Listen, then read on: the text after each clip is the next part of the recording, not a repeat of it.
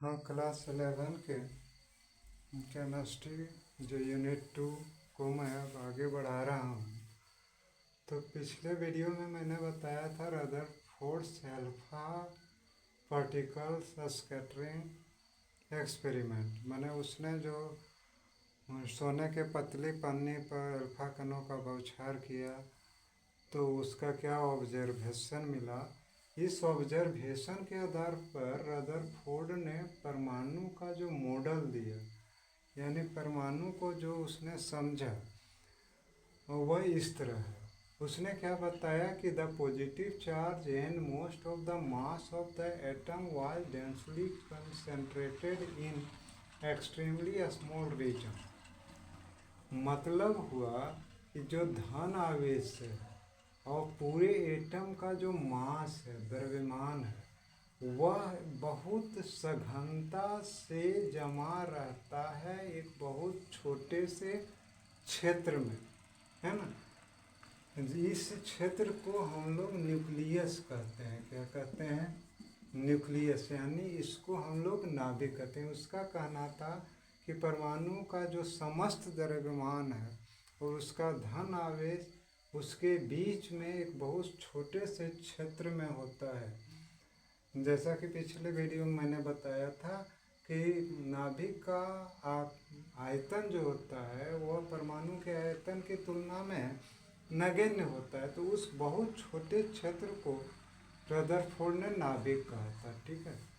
अब रह गया कि बात यहाँ आप कहेंगे कि न्यूट्रॉन क्यों नहीं बताया। तो न्यूट्रॉन की खोज रदरफोर्ड के मॉडल के समय नहीं हुई थी, इसलिए उसने द्रव्यमान बता दिया था कि उसमें द्रव्यमान होता है।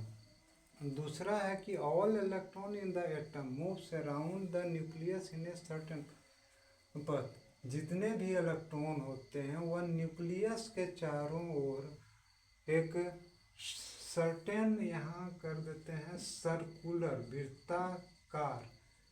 वृत्ताकार पथ पर घूमते रहते हैं। एक निश्चित पथ होता है, उस पर घूमते रहते हैं और इसी पथ को हम लोग ऑर्बिट्स ऑफ द इलेक्ट्रॉन कहते हैं, यानी कक्षा कहते हैं। ठीक है।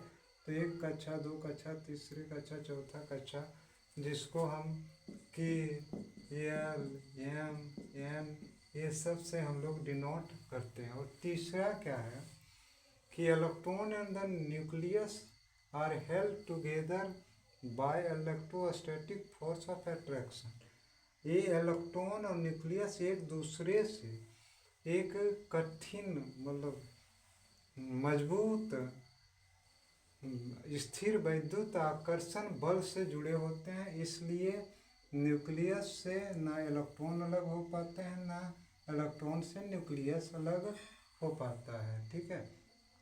बाजी में जो मास बोला था, मास बोलने से आप समझिए, इस मास के बारे में जब आप न्यूट्रॉन की खोज समझेंगे तब उसमें होगा कि वह न्यूट्रल पार्टिकल होता है, उसमें केवल मास ही होता है। तो इसके मॉडल से एक पता चल गया था कि और कोई कण वहाँ होगा। ठीक है।